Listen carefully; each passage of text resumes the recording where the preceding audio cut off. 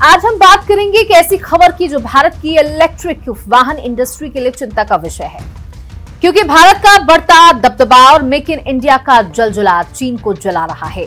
इसी कारण चाइना ने भारत में बनने वाले इलेक्ट्रिक वाहनों में इस्तेमाल होने वाले चुंबकों, जिन्हें रेयर अर्थ मैग्नेट्स कहा जाता है, उस पर लगाम लगाना शुरू कर दिया है। आपको हम इस अपने एक्सप्लेनर वीडियो में विस्तार से बताएंगे कि क्या होते हैं रेयर अर्थ मैग्नेट्स और इनका क्या काम होता है। इसके बगैर क्या भारत का इलेक्ट्रिक बाजार ठप हो जाएगा? तो दोस्तों, मैं हूं आपके साथ सौम्या मिश्रा और ये मामला है चीन के रेयर अर्थ मैग्नेट्स का, जिस पर लगाम लगाए जा रहे हैं नियमों का, जो भारत के लिए मुश्किल खड़ी कर सकता है। आइए इसे विस्तार से समझते हैं। चीन जो हमारा पड़ोसी देश है, भारत को दक्षिण एशिया में अपने सबसे बड़े प्रतिद्वंदी के रूप में देखता है। यानी चीन को लगता है कि भारत उसका सबसे बड़ा मुकाबला कर रहा है, खासकर कारोबार और टेक्नोलॉजी के क्षेत्र में। 2 अप्रैल को अमेरिका के राष्ट्रपति डोनाल्ड ट्रंप ने चीन से आने वाले सामान पर भारी टैक्स या टैरिफ लगाने का ऐलान कर दिया। इसके बाद एप्पल जैसी कई बड़ी कंपनियों ने फैसला किया कि वो अपने कारखाने और कारोबार को चीन से हटाकर भारत में लगाएंगी। ये बात चीन को बिल्कुल पसंद नहीं आई है, क्योंकि इससे उसका व्यापार प्रभावित हो रहा है। अब एक नई खबर सामने आई है, जो भारत की इलेक्ट्रिक वाहन कंपनी जैसे टीवीएस, बजाज, ओला इलेक्ट्रिक के लिए बुरी खबर है। ये खबर उनके लिए परेशानी बढ़ा सकती है। भारत इलेक्ट्रिक वाहनों के क्षेत्र में बहुत तेजी से प्रगति कर रहा है। ये देखकर चीन को जलन हो रही है, क्योंकि वह नहीं चाहता कि भारत इस क्षेत्र में उससे आगे निकले। रेयर अर्थ मैग्नेट्स एक खास तरह के चुंबक होते हैं, जो इलेक्ट्रिक गाड़ियों और अन्य मशीनों में इस्तेमाल होते हैं।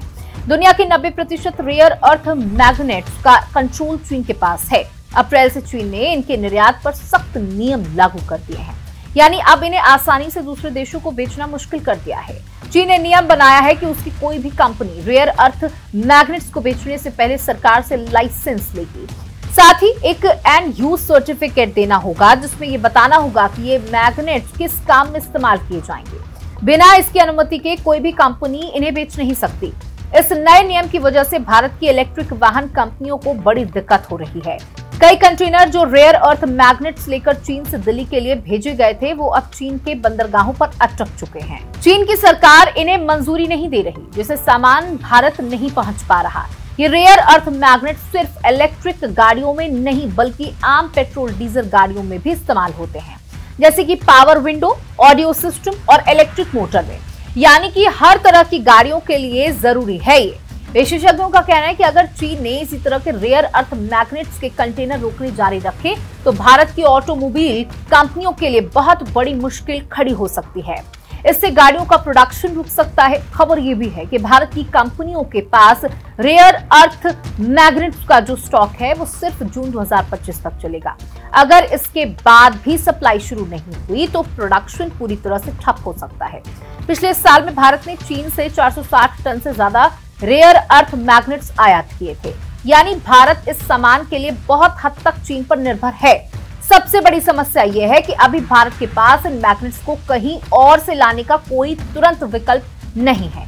यानी चीन के अलावा दूसरा कोई बड़ा सप्लायर उपलब्ध नहीं है। भारत सरकार ये कोशिश कर रही है कि चीन पर निर्भरता कम हो।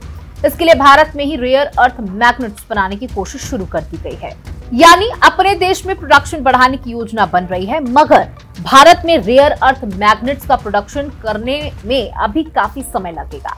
ये कोई रातों रात वाला प्रोसेस नहीं है। खबरों के मुताबिक आज भारत के भारी उद्योग मंत्रालय ने इस समस्या पर चर्चा करने के लिए एक बड़ी बैठक बुलाई है। इस बैठक में रेयर अर्थ मैग्नेट्स के प्रोडक्शन को बढ़ाने या इस संकट से निपटने के लिए कोई बड़ा फैसला लिया जा सकता है। दोस्तों, ये था इस खबर का पूरा विश्लेषण। साफ है कि चीन के इस कदम से भारत की इलेक्ट्रिक वाहन इंडस्ट्री को बड़ा झटका लग सकता है, लेकिन भारत सरकार और ऑटोमोबाइल कंपनियां इस संकट से निपटने के लिए तेजी से कदम उठा रही हैं। उम्मीद है कि आज की बैठक में कोई ठोस समाधान निकलेगा। हमारे साथ बने रहिए, हम आपके लिए ऐसी ही अहम खबरें लाते रहेंगे। नमस्कार।